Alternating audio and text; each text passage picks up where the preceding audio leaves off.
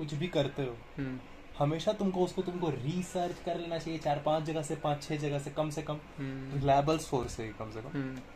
और जब मैं बोला कि देखो जो भी मसल आपके कॉन्ट्रैक्ट नहीं हो रहा है, जिस पर दबाव नहीं पड़ रहा है, और जो आप जब कस रहे हैं उनको तो वो नहीं कस रहे हैं, हाँ, तो बेसिकली वो मसल पे दबाव नहीं पड़ रहा है, सीधी सी बात है ना, वो कॉन्ट्रैक्ट नहीं हो रहा है। और आपको प्रेशर के साथ कॉन्ट्रैक्ट करना है, मसल कॉन्ट्रैक्शन, राइट। तो contraction pressure, muscle contraction pressure, MCS यहाँ पे हम सब देख रहे हैं ना। मैं ऐसे किया, ये ज्यादा टाइट हो रहा है, ये देखो ये तो ढीला है।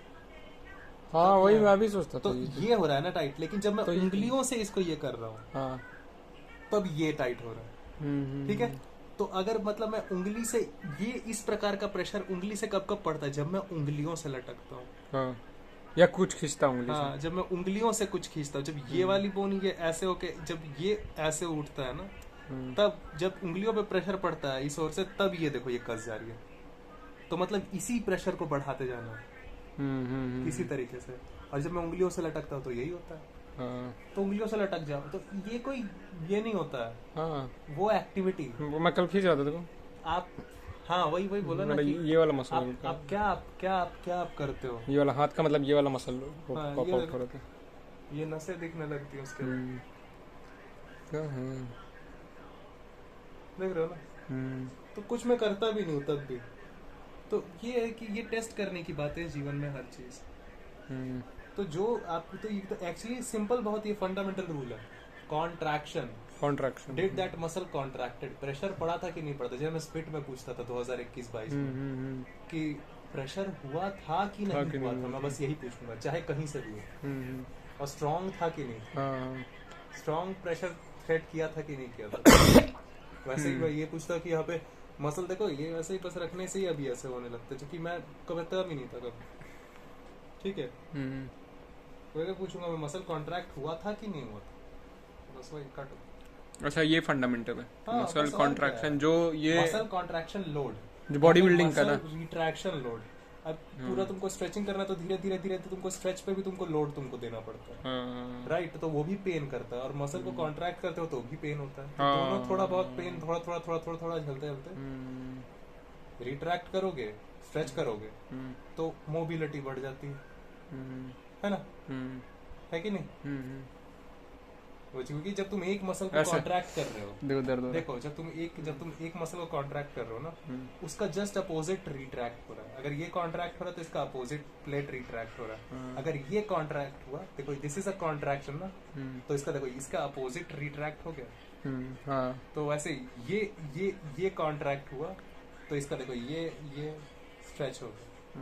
तो अगर ये कॉन्ट्रैक्ट हो रहा है यहाँ पे तो ये रिट्रैक्ट हो रहा है, तो अपोजिट तो हो ही रहा है। वही बोल रहा, तभी आप ध्यान देते हो कि रिट्रैक्ट करने पर आप लोड लगाओगे, एक चीज नहीं हो रहा है। रिट्रैक्ट करने पर कभी आप लोड लगाओगे, कभी आप ध्यान दोगे कि आप कॉन्ट्रैक्ट करने पर आप लोड लगाओगे, वो बात है। तो यहाँ पे ये है, तो ये हो रहा है कॉन्ट्रैक्ट। तो वही आपको देखना होगा कि कौन सा एक्टिविटी में एक पर्टिकुलर मसल कॉन्ट्रैक्ट हो जाती है, बस फंडामेंटली यही बात है, बस। अब चाहे वो किसी भी तरीके से हो, अब जरूरी नहीं है कि तुमको हमेशा वही वाले जिम में जाके काम करना, जरूरी नहीं है। तो ये बोला ना कि आप क्या करते हो, ये आपको किस चीज की रिक्वायरमेंट है, आपको वो करना पड़ेगा। आपके जो वीक पॉइंट्स हैं आपको उसको बिल्ड करना पड़ेगा। आपके जो बहुत ज्यादा बिल्ड हो चुके एकदम अनमोबिल पॉइंट, आप उनको स्ट्रेच करना पड़ेगा। ये है ये असल में जरूरत के हिसाब से जो पेन को कम करे। आप क्या करने गए हो, बोला ना एक्सरसाइज तक को निकाल दो, वन वर्ड है। वन वर्ड है, जिम वन वर्ड। जीवन में वन वर्ड को निकाल कर फेंक दो, body building, gym, particular activity. You need to contract it because वो अभी नहीं ले पा रहा है, कमजोर है। रीजन तुम बताया, हाँ बस नहीं ले पा रहा है तो अभी ये कर रहा है, वो सहन शक्ति नहीं है उसमें, और वैसे ही कोई समझ नहीं पाता, तो समझने के लिए लगाने के एबल नहीं है। हाँ वही तो आखिरकार हम उसको यहाँ पे दबाव लगा रहा है। यहाँ पे एक सब लोग अपने आप लुक्स में आएगा चेंजेस। क्या सिर्फ आप दिखने लगते हो, और जब भी आप दिखने लगते हो आपके लुक्स में चेंज आता है, तो एक बहुत बड़े बड़े मसल वाला एक शरीर को वहाँ पे खड़ा कर देता है फोटो में, नहीं जरूरत है। इवन एक लड़की जो स्ट्रेचिंग कर रही है ना, पूरी अपनी बैक उसने मोड़ ली है, वो भी तो लुक में डिफरेंस ही है ना पहले से, तो वो भी तो एक लुक है। पूरी वो बैक मुड़ जा रही है, पूरा वो स्प्लिट कर ले रही है। हाँ। उसके हैमस्ट्रिंग इतने हैं कि उसकी हैमस्ट्रिंग यहाँ तक स्ट्रेच हो जा रहे हैं कि घुटने कंधे तक टच कर रहे हैं। वो भी तो एक लुक ही है। ठीक है, तो ये बेकार की बात है कि वो इंसान उसमें भी लुक, उसमें भी डिफरेंस होता है। ठीक है, अगर आपको अपने सर को पैर को सीधा रखते हो, अगर आपको अपने सर को अपने घुटने से लगाना है, तो ये जरूरी है कि आपका बीच में पेट कम हो। हाँ। तो एनीवे तो कम रहेगा ना। एक शेप से थोड़ा अलग हो जाएगा। अगर आपका इतना पेट है तो इतना हो जाएगा, इतना पेट है तो इतना हो जाएगा, तो भी तो डिफरेंस हुआ ना लोग। तो वही चीज अब आपका नहीं हो पा रहा है, तो आपको पकड़ के पीछे से एक केबल खींच के उसको अंदर, है ना, आपको दबाव डाल के उठ के बार करके वो करना पड़ेगा ये चीज। हाँ वही है। जाओ बंद कर दो।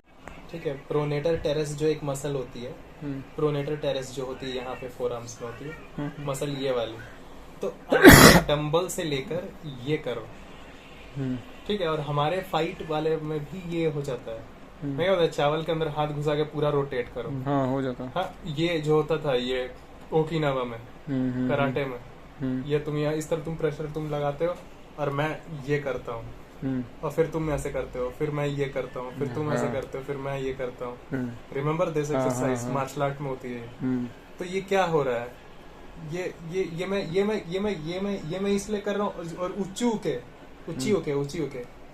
होके ये, रिमेम्बर, ये और ये एक्सरसाइज सबसे ज्यादा तुम्हारा अपर फोर आर्म्स को मजबूत करती है, मतलब बिग कर देती है साइज में, जिसके वजह से तुम्हारा ये रिस्ट मोटा लगने लगता है। यही था। हाँ, तो अगर तुमको अल्टीमेटली तुम ये जो कर रहा है, मैं क्या बोलता हूँ, हर अटैक से ही पुश करो। तुम्हारा जो मसल बनना होगा बन जाएगा।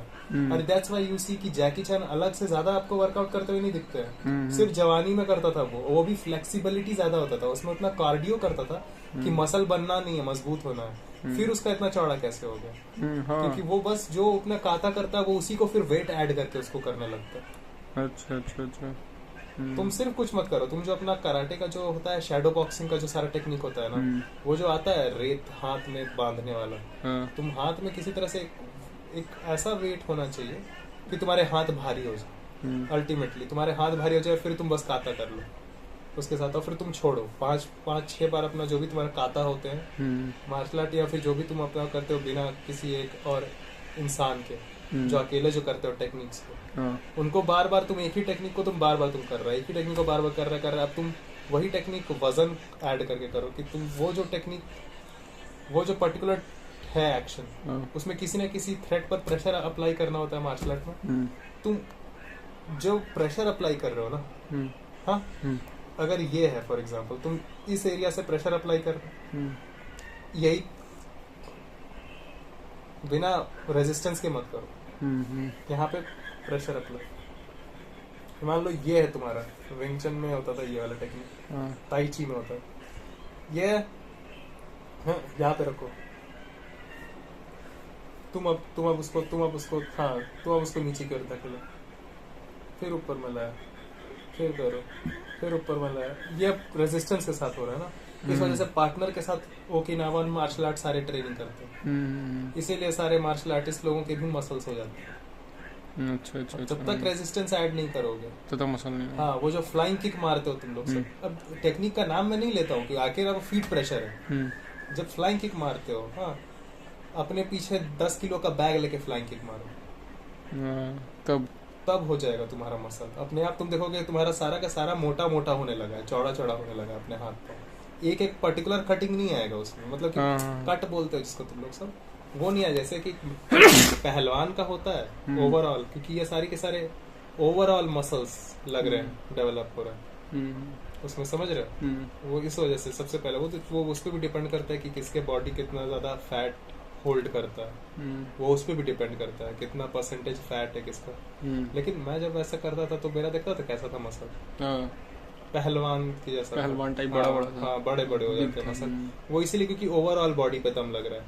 वहाँ पे जब आप जाते हो मशीन के सामने, तो मशीन आइसोलेटेड एक्सरसाइज के लिए आपको देती है, ठीक है, लेकिन आइसोलेटेड एक्सरसाइज आपके बहुत अच्छे हो जाते हैं, लेकिन मैं वहीं पे उन्हीं बच्चों को जब मैं बोलता हूँ कि जरा दम लगाओ बॉडी से, तो वो बॉडी बहुत सारे मसल्स का यूज करके एक तरह से दम लगाते हैं, वो नहीं लगा पाते। हाँ, वो नहीं लगा पाता है, वो नहीं लगा पाते हैं। और उस पता होता क्या था कि तुम एक पर्टिकुलर मसल का जब तुम एक्सरसाइज कर रहे हो ना, वो भी तुम ज्यादा जान लगा के नहीं कर पाओगे अगर पूरे हाथ में जान नहीं है, पूरे हाथ में अगर दम नहीं है। और वो पूरे हाथ में दम आती है, कैसे आता है दम? वो पूरे हाथ में दम ही आता है ओवरऑल टाइप के एक्सरसाइज करके, कंपाउंड, जिसमें वो एक्सरसाइज करके जिसमें शरीर का ज्यादातर हिस्सा एक साथ ट्रेन होता है, एक जॉइंट से ज्यादा जॉइंट का जिसमें यूज होता है। बहुत ही एक साइंटिफिक बात, एक रियलिटी, समझ रहे हो? तो हम लोग सब बस जानने का ट्राई कर रहे हैं। हम ये बात एक्सरसाइज के बारे में भी नहीं है, ये फंडामेंटली एक सिस्टम को समझने के बारे में, समझ रहे हो? ये एक्सरसाइजिंग के बारे में नहीं। आपका एक मसल कॉन्ट्रैक्टेड है, एक फेस है, 1 2 3 और 4, यहाँ भी मसल्स होते हैं, पता है ना? यहाँ भी होते हैं, यहाँ भी होते हैं, यहाँ भी होते हैं, अंदर की ओर भी, ठीक है।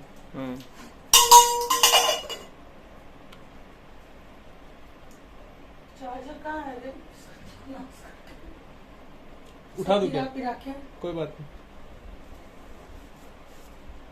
समझे? तो चारों फेस में से आपका 2 फेस डेवलप है, 2 फेस डेवलप नहीं, तो कमजोर तो रहेगा ना, वैसा ही।